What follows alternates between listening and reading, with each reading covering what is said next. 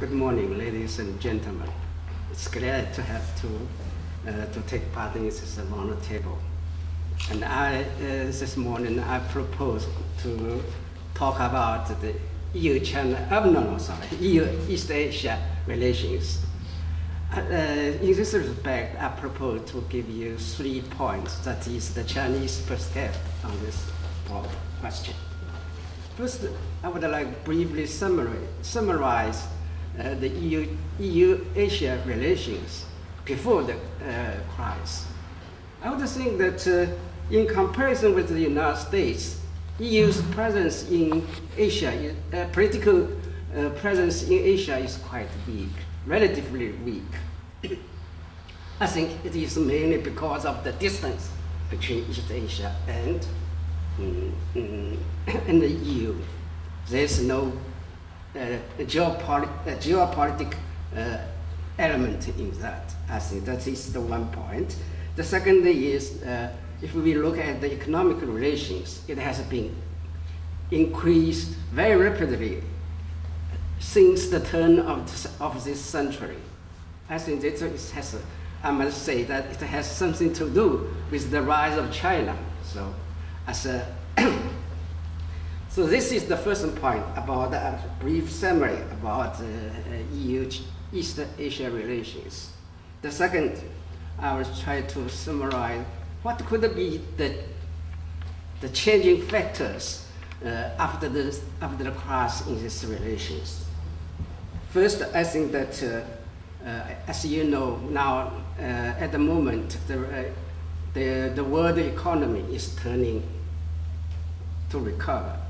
And also it's in EU, in everywhere. And I think that the economic relations, we could expect that the economic relations between EU and East Asia will recover quite rapidly and to a new height. I'm expecting that. Of course, where the United Kingdom has a very strong presence have had a very strong presence in Asia, but with the Brexit, I think that will. So the EU as a whole, of its economic weight as in Asia will drop a little. I think that is also the factor we have to consider about that. Third factor, I think, that might bring some changes is the change between the Atlantic relations.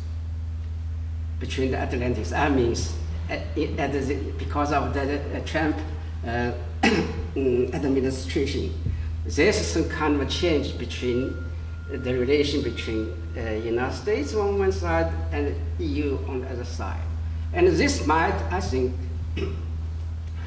the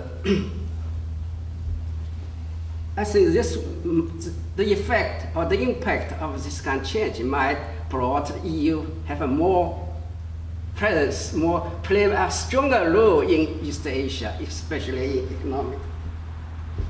Especially, you see, about the climate change and all these kind of things. I think EU may come to seek the Asia support for this point. And another, this is the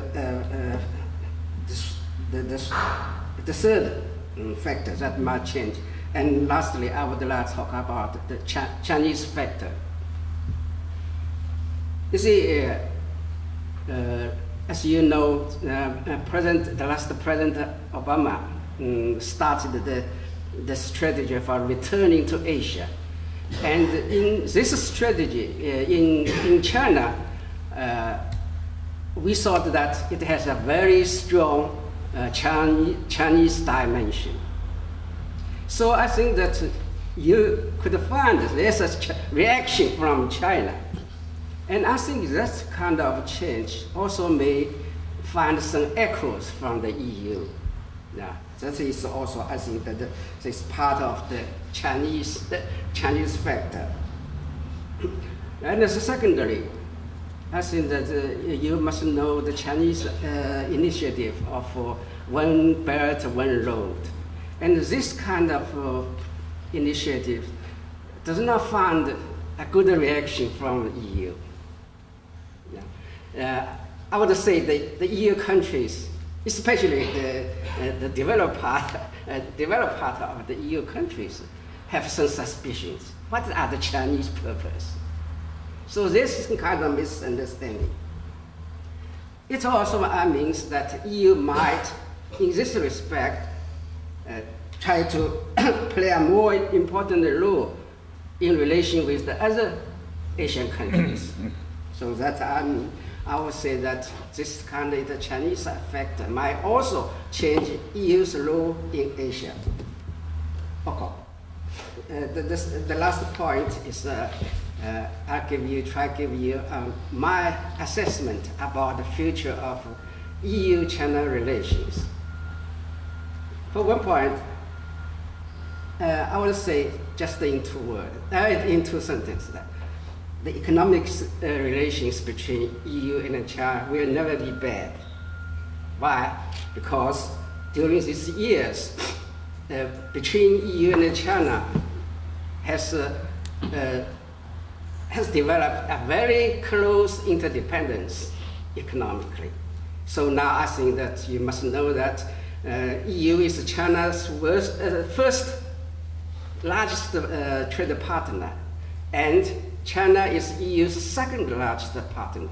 So this kind of relations, I think, that will exist long and decide that the economic relations will never be too bad. Even if there could be clashes and disputes on trade problems. That is the second.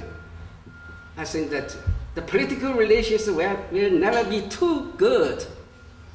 Even though between China and EU, they have started what do we call strategic partnerships. Not only with the EU, but with the EU country, many of the big EU countries. All they have strategic partners, but I don't think it counts too much. I think that because why I should say that it will never be too good, because I think that the differences or the understanding of the values, the different values, will exist very long. So there are some misunderstanding about the Chinese purpose and about the year. So even they are talking about strategic partnership, there are some, at the back of their mind, there are some suspicions.